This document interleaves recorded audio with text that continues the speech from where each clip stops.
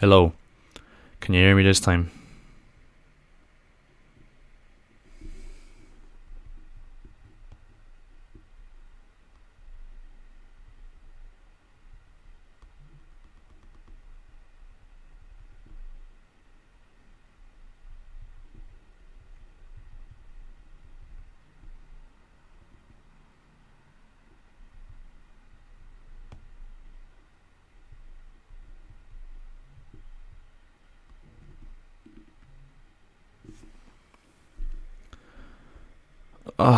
Right. Hopefully you can hear me this time. We'll find out. Yep. Right, we're working. We're up and running.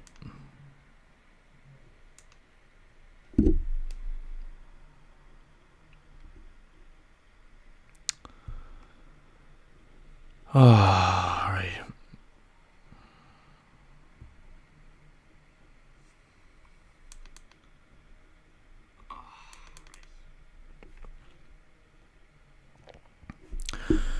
Right, anyway, as I was saying in that last stream before it went tits up, is I'm only doing this stream for I don't know how long, 10, 15, maybe 20 minutes, just to get my frustration out of me, because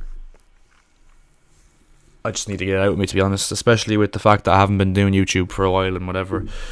Might come back to it at some stage, might just do streaming or something, just something chill, because I'm not really arsed to I'm just not really enjoying it, but that's a story for another time. But yeah, so sorry if I don't interact with the chat as much, or if I'm just not as YouTube aware, if you know what I mean. I'll still interact with the chat and whatever, I'll still get a conversation going or whatever, but yeah, I just kind of just want to get my emotions out of my head. I was going to say thoughts, but I don't actually have thoughts, because Mindfuck FC are back again working their business on my fucking brain, honestly.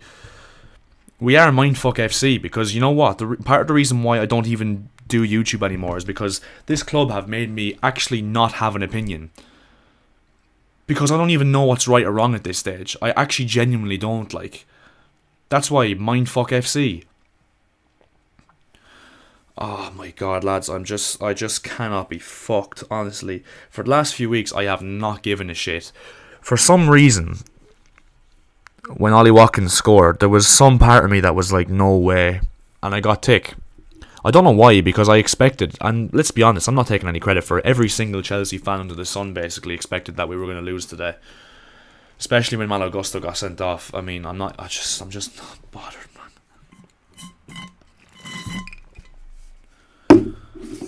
Oh my days. I actually feel like fucking jumping off a bridge, honestly. Oh. Look, GTSK, man.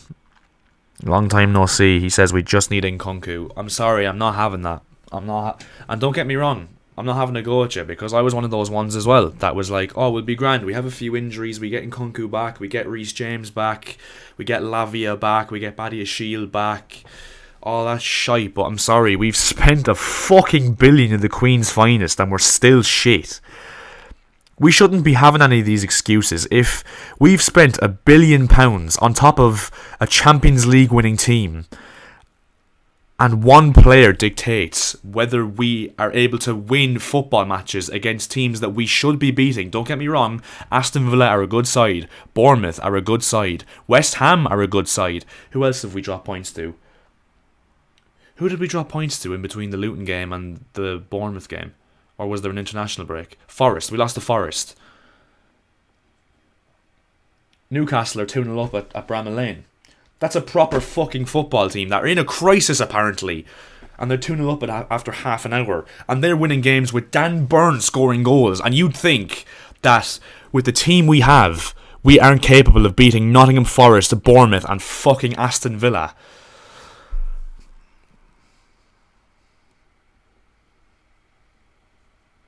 You know what? I'm not even going to go in on any of the players. I'm really not. I'm actually not going to say anything bad about any of the players, because a part of me actually feels for them a little bit. Like, And look, I'm not Poch out. And despite what I'm going to go on to probably say in this stream, I don't think it's necessarily Poch's fault, this whole shit. I think he could be doing a lot better of a job, don't get me wrong, but I don't think he's the main issue here. I'm not going to blame any of the players, to be honest. I choose not to. The problem is the fucking culture at this club. Well, I think anyway, that is my opinion. As I said, I don't have an opinion on this club anymore because mindfuck FC. Oh my fuck, man.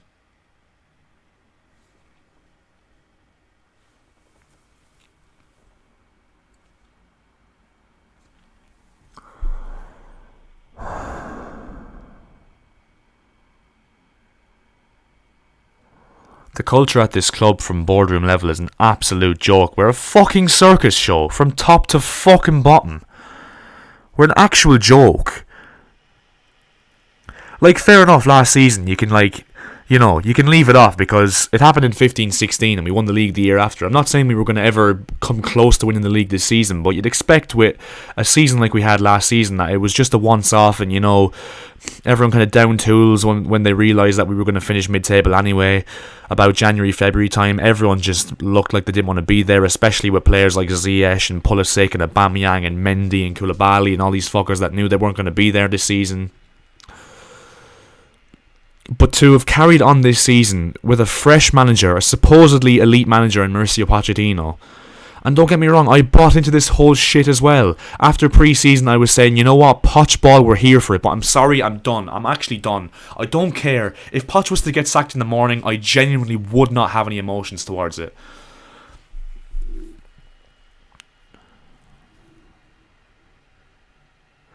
And you know what the maddest thing as well is? I'm seeing, not even on Twitter, I'm hearing people say, Chelsea fans say, oh, we need to buy this player, we need to buy that. We have spent £1 billion fucking quid. And we're still talking about we need to sign players. Are you mad? This is what I mean, the culture of the club is fucked. What clowns have we got in charge if we've spent £1 billion quid and we still have to sign players? 6 games into the season and we have to sign more players. Are you having me on or something?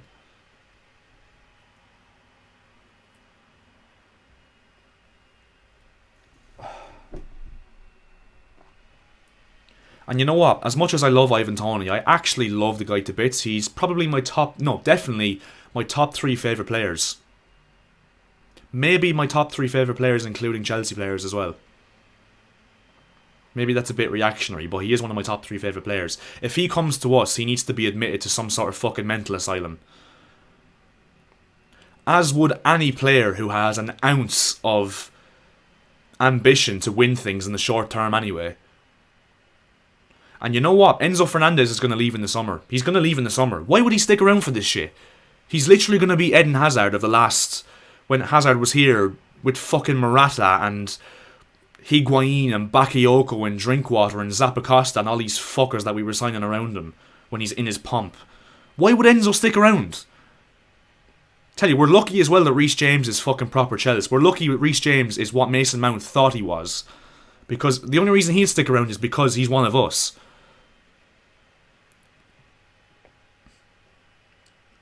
We're in serious, serious danger of ending up like what Arsenal were for the last 10-15 years, honestly speaking. Or Man United. Genuinely. We are finishing mid-table at best. And I'm not even being reactionary. Genuinely, we are. We're a mid-table team now. This club is a fucking circus show. It really is. It has been for some while now. I'm not even going to blame it fully on Bowley because... yes, I love Roman Abramovich to bits. I'll never be able to say a bad word about him for what he's done for this football club. He's the only reason we're here in the first place. Not accepting these standards, like. But the circus show was starting under him. And Marina Granovskaya. It was. Signing shit players. Being run like an absolute shit show. Appointing managers... and sacking them every single season. Sacking Mourinho after he won the league for us. Sacking Conte. Sacking Sarri. Sacking Lampard. And whether those decisions were right or wrong is besides the point. The fact that we've never been able to stick to a proper manager, and you can say it's worked, but we won like 4 Premier Leagues under Roman or something like that. 1 Champions League. In what, 15, 20 years, would you say that's worked?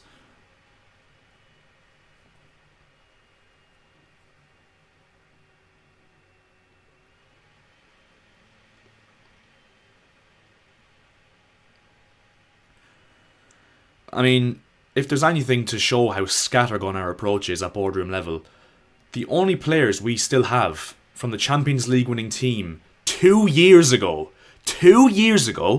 the only players we still have are Reece James, Ben Chilwell, and Thiago Silva, I'm fairly sure. That is absolutely ridiculous.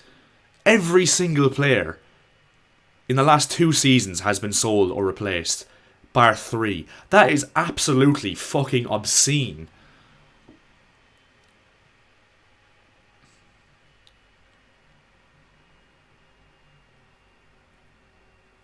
Fulham away next Monday night. Jesus, that's a loss.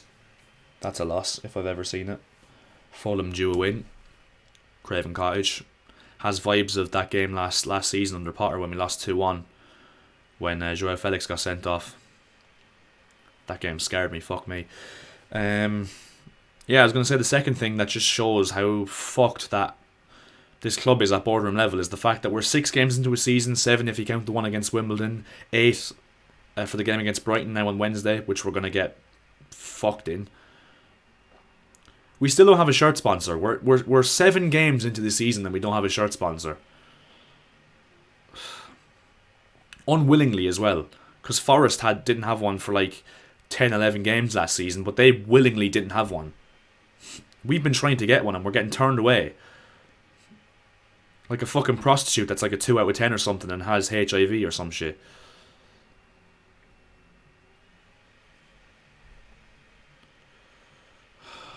We're turning into Everton as well with Goodison Park with the boos at the end of the ground. Genuinely speaking, being at home doesn't make any difference for us anymore. Genuinely, it doesn't. If anything, we're actually better away from home. We are at a disadvantage when we play at Stamford Bridge. Remember when it used to be a fortress under Mourinho? Even Antonio Conte. Even still, for the most part, under the likes of Sarri and I'd say like, you know, the majority of managers we had in the past, there was just this mentality that Stamford Bridge was a fortress to go to. That's gone now. Genuinely, teams go to Stamford Bridge now and think, you know what, I fancy my chances today. Aston Villa went to Stamford Bridge today as the favourites, which is ridiculous. We don't have a home ground anymore. We really don't.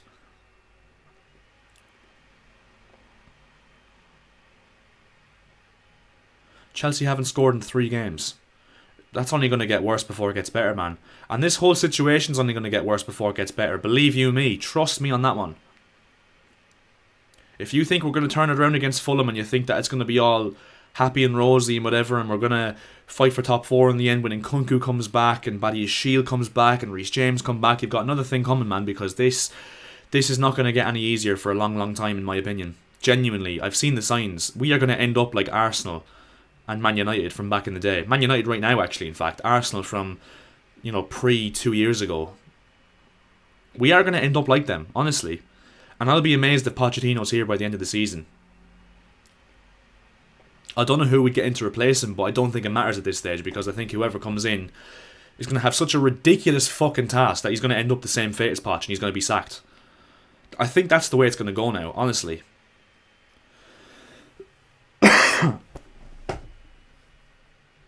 I mean, in terms of Poch's decision making, Levi Colwill playing left back, I actually think we're on a mission to sabotage Mykhailo Mudrik's Chelsea career.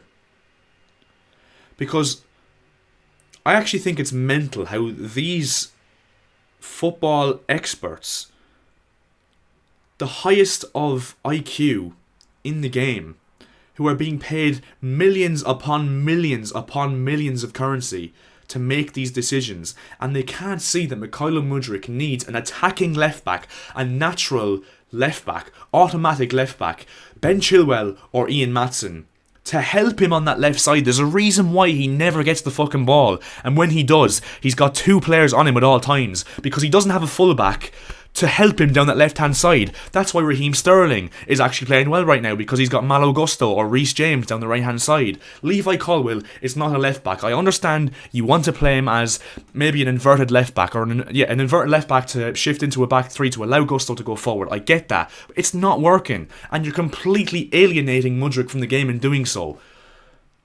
Also, what's this pussy ball that Poch is playing as well? We're drawing 0-0 and he's bringing on Ugachukwu for Enzo and fucking Cole Palmer for Nicholas Jackson. We've got no striker on the pitch until we go 1-0 down and decides to bring on Broja. Also, when Gusto gets sent off, why are we taking off Mudryk? I'm playing such an unbalanced formation. We've got no one down the left-hand side then. We've got Levi Colwill, the only player on the left-hand side of the pitch, which means that we become as predictable as fuck because we can only go down the right-hand side. I just don't get it. Take off Conor Gallagher. Leave Enzo and Caicedo in the middle. They'll be fine for half an hour of the game. Don't take off our only attacking threat on the left-hand side. It actually blows my mind how a professional, supposedly world-class manager can't see these things, and I fucking can. And not only me. Every Chelsea fan on Twitter will tell you the same thing. Or every fan in general. It's actually scandalous, like. And even last weekend as well. Doing the same thing against Bournemouth. Why not just play how we've done all pre-season and play 2 attacking fullbacks? Why are we now choosing to have Levi Colwill shift in to make a back 3 in possession? Why for the first 3-4 games of the season did we play a back 3 when we've played a 4-back all pre-season and it's worked for us? We've played really well in pre-season. I get we're a different team without Nkunku or even Chukwuemeka, who got injured as well. And I get the reason we played it against Liverpool was because obviously we didn't have a holding midfielder, and but I just don't understand some of the decisions that Poch is making. Honestly, he's supposed to have come back into the game refreshed after being out of management for a year or two. Having learned from his mistakes at PSG, having learned from what cost him his job at Spurs. Newcastle are fucking 3-0 up after half an hour.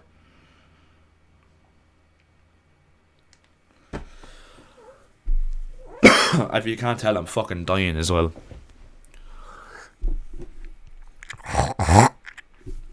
Sorry, I'll mute for myself for that. That's fucking disgusting.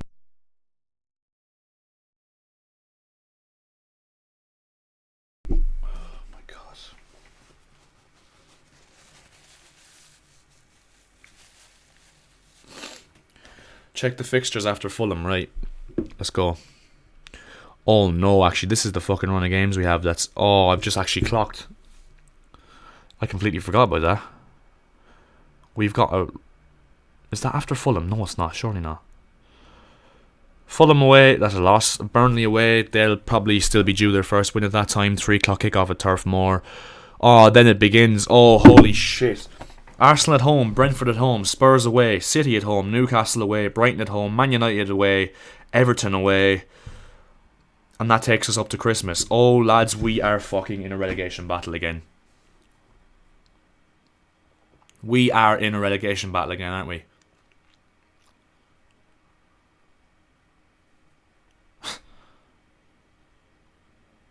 Nah, do you know what? I don't even care anymore. I genuinely don't care anymore because this season's dead to me already.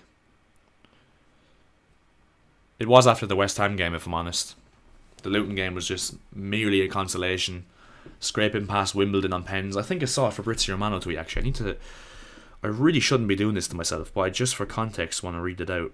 Because I read it when I was setting up this stream and I was like, no fucking way.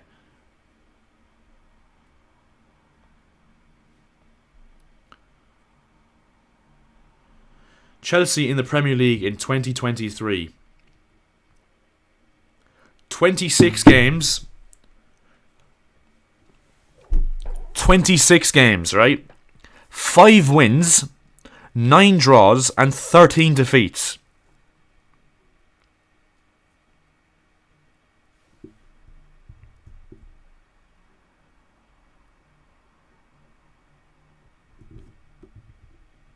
That actually sounds worse when I say it out loud as well. I read that and I thought, no way is that true. But honestly, Fab doesn't lie.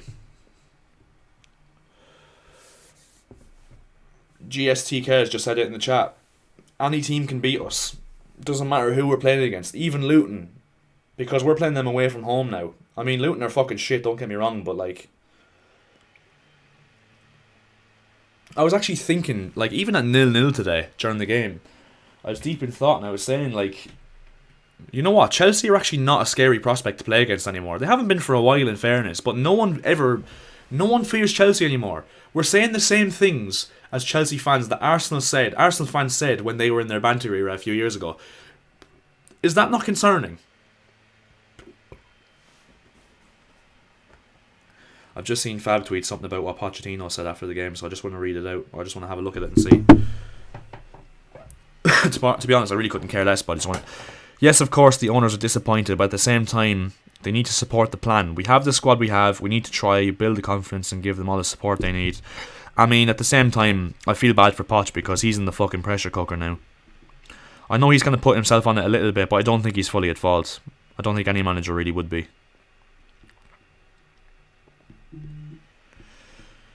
Oh my god, man.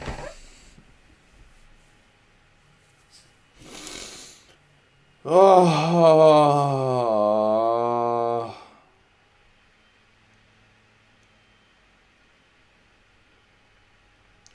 I might come back to the streaming shit, lads, because there's a lot to be said about my mental health being, I don't know, helped by the verbalization of my words.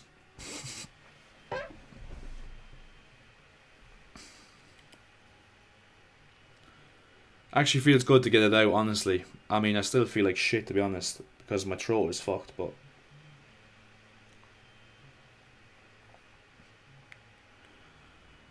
Ah, boys. Fuck me, man.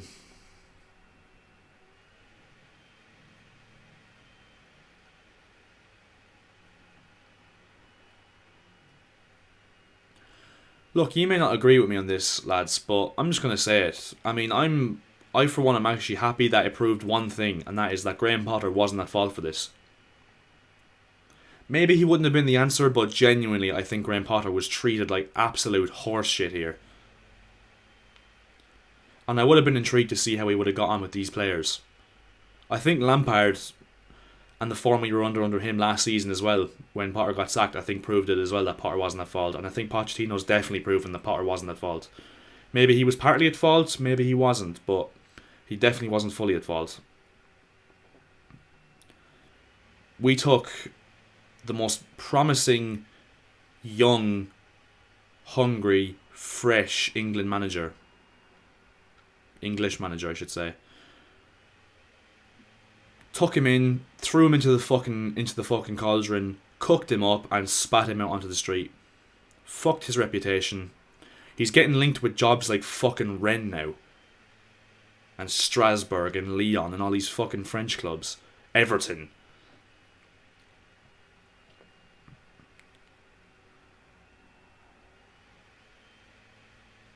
And look, I will die on that hill, honestly. I am still probably Graham Potter's biggest fan. I know that the majority won't agree with me on that one, but I don't care. I'm not going to apologise for my opinion. I think Graham Potter's a fucking elite manager, elite coach. And I'm also going to say as well, I'm going to say it. Our fans stuck up their noses at João Felix and said that he wasn't good enough to play in this absolute shit show of a team. Wash your mouth out. He scored probably about 15-20% of our goals last season, and he was here about 4 months.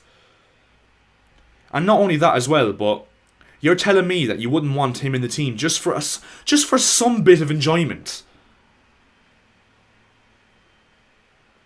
Because my God, are we depressing to watch. And look, even though we've got players like Raheem Sterling and all these players, they're like Nicholas Jackson and Cole Palmer. They're not like Rolls-Royce footballers like fucking João Felix, who will actually do shit that I've never seen fucking players do with a football in my life at Chelsea since Eden Hazard and maybe Zola. I'm sorry, I'm not having it. Joao Felix, man. I want to run to you. And this guy, you've seen at Barcelona already, 2 or 3 games in, he's hailed as fucking world class. And you lot had the decency to say that he wasn't good enough for this shit show of a team. Do me a favour, man. Fucking hell. Some of you need to learn what proper football is, honestly. I have people going on about Mudryk, going he's shit because he doesn't score goals or assists. Watch the fucking game and actually enjoy life for a bit. Jesus Christ, you depressing fucks, like. Because at the end of the day, maybe you've a different perspective, maybe you do. But my perspective of football, especially when your club's doing as shit as this, just give me some sort of entertainment. Give me some sort of enjoyment, some sort of excitement. Let me watch, like, champagne football. Let me watch footballers who will express themselves in the pitch and do things that make me go, wow, that was class.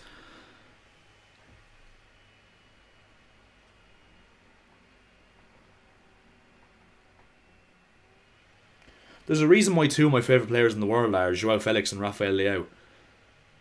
2 of the only players that'll actually have a bit of fucking crack on the pitch, like.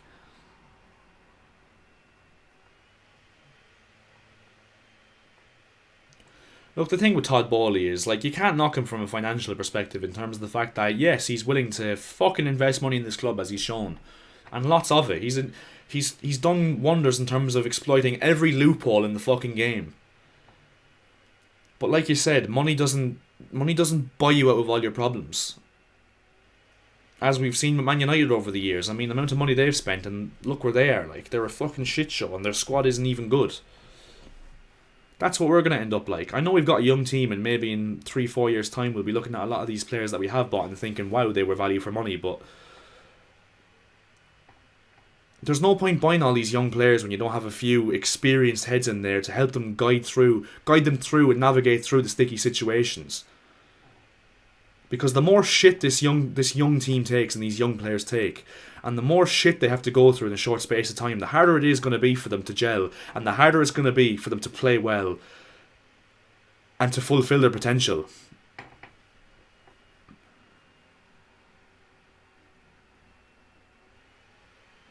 I mean, the fact that, look, I love Conor Gallagher, right? Love the fact that he gives absolutely everything for the cause. I don't think he's the most technically gifted footballer, but he definitely offers a purpose in the team. But the fact that he's our captain, and he's only been here for just over a year, and he's, 22, 23 years of age, I think it speaks volumes about where this club is at right now in terms of the leadership and the mentality and the spine. Honestly, I do.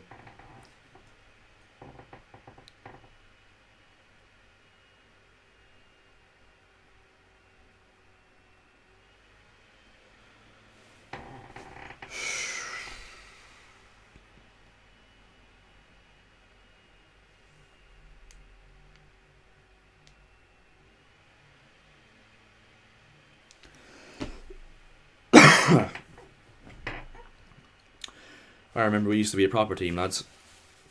And like I said, I might get back into this streaming thing because I don't think it's going to be the end of it with regards to my displeasure with regards to this club. Because, as I said, I genuinely believe it's going to be like this all season again. I honestly do. And I think it could easily be like this next season as well. I think look, maybe I'm being negative or whatever, but I have been proved right to a certain extent because I remember saying under Frank Lampard, 2-3 years ago now, maybe 4 years ago, that we are in a banter era that might last a good while. And I think Thomas Tuchel, being a world-class manager and being a world-class coach, I think Thomas Tuchel being a world-class manager and a world-class tactician actually made us believe that we weren't in one. Because I think even throughout that time, I think we've genuinely been in a banter era. I think we have been for 3-4 years now, and I don't think we're going to be out of it anytime soon, genuinely. And God knows when we see another title race, honestly. Let alone fucking top 4. Or top 5 now as it is. Because we haven't a hope of getting that.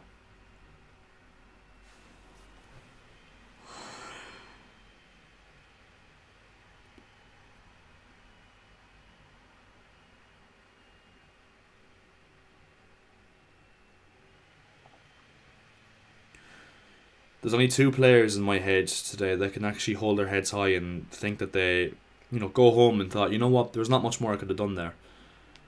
One of them for sure was Robert Sanchez. I know he was maybe a bit suspect for the goal in some people's eyes, but I think if it wasn't for him, we'd have lost 3 or 4-0, honestly.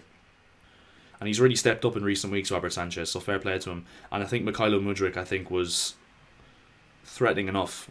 Don't think he was as good as he was against Bournemouth, but I think Mudryk, bar Sanchez obviously, because the goalkeeper is going to be an obvious first name on the team sheet, but I think Mudryk has to be our first name on the team sheet, along with Enzo obviously as well. Just give him a run of games, man. Even if he has 1 or 2 bad games, just keep him in the team. Like this, it's the only way he's gonna keep doing his thing. People are saying, right? It's like, oh, Mudryk hasn't got a goal yet in his Chelsea career, brother. He's made about 6 or 7 starts. Like, he's not played a full 90 yet, and whenever he comes on, he plays 10-15 minutes max. And even still, when he's on the fucking pitch, we don't have a left back to support him, so he's touching the ball like 30 times a game max. Like, what do you want from him? He's not a fucking miracle worker. He's like 22 years of age. Come from the Ukrainian league after playing 40 professional games for Shakhtar Donetsk or something. People are way too harsh on Mudryk. Way too harsh. And even still, watch the fucking games. Not have any of this, he doesn't score goals. He hasn't scored a goal yet, so he's a flop. Watch the games, you absolute clowns. He's our most threatening player whenever he gets the ball.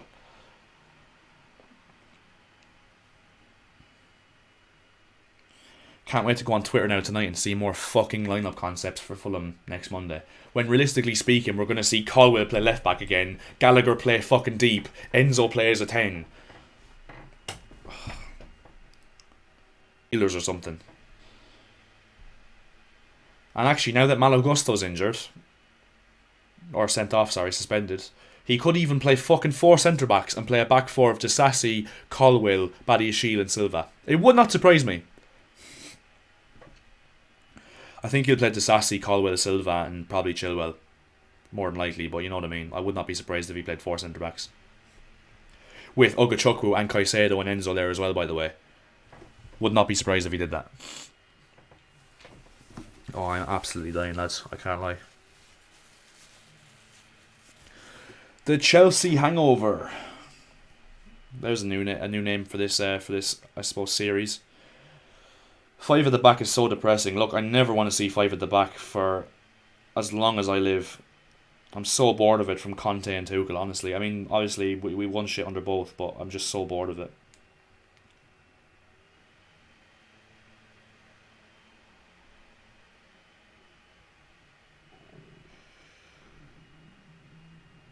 But yeah, lads, long story short, before I wrap it up, the culture at this club is absolutely in the gutter. It's going to get worse before it gets better. I'm not Poch out, but I would not... if he got sacked, I would not give a shit. Honestly, I really wouldn't give a shit. And it's not just Poch, it would be the same for any manager, really. I mean, I just can't be arsed to, be invested in it. And I'm going to clock out mentally with regards to my caring, my sheer and utter passion and caring for the results of this club until they give me a reason to. If we lose to Fulham, I don't really care, honestly, because we've nothing to play for this season anyway. As long as we don't go down. And you know what? I would not actually mind if we got relegated. And before you absolutely tear the head off me and go, he's not a real fan, he's fucking, saying he wants the worst for this club and he wants us to get relegated. You're telling me that a season in the Championship wouldn't be great crack. Imagine going over to games and playing against fucking Coventry and Millwall and Swansea and all these teams. Imagine Plymouth away for Chelsea, Middlesbrough away, Cardiff away, Bristol City away.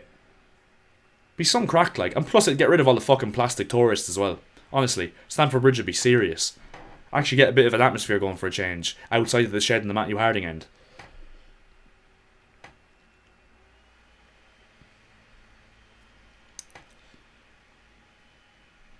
Championship, Elite League, honestly, send us down. Don't care. I actually want to go down. Let's have a year in the Championship and rebuild.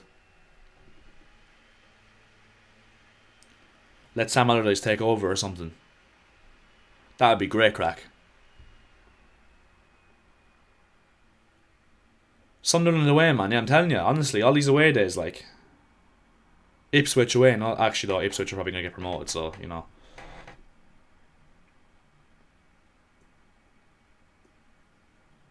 I mean, my brother sports Norwich and my mother's partner sports Leeds, so I wouldn't mind a season in the Championship with Leeds and Norwich. Be great crack altogether, you know. But yeah, lads, I think that's where I'm going to end it because I'm slowly losing my voice and my will to live. That was gone a long time ago, I'll be honest, but yeah, man, I might do more of these streams. I might try and set up these streams now for make them a weekly thing or something. The Chelsea hangover has to happen. Leave a like in the stream, lads, and when this video becomes live, make sure you comment on the stream and let me know your thoughts and whatever. And if you want me to, let me know if you want me to make this streaming thing like a weekly thing or whatever, because I wouldn't mind it. Like, so yeah, I'll try and sort something anyway. But lads, thanks for tuning in, and thanks for I suppose listening to me ramble on shite for about 36 minutes. But yeah, look, at the end of the day, we're still Chouse. We're still proper Chouse. And we'll still support this club no matter how many reasons they give us not to and how depressed they make us feel every single weekend. I'm glad this game was on a Sunday, because if it was on a Saturday or a Friday night, I'd be depressed for the weekend. It's a new week tomorrow, boys. Let's go. But yeah, before I fucking die on camera, I shall chat to you later, lads. It's been a pleasure as always.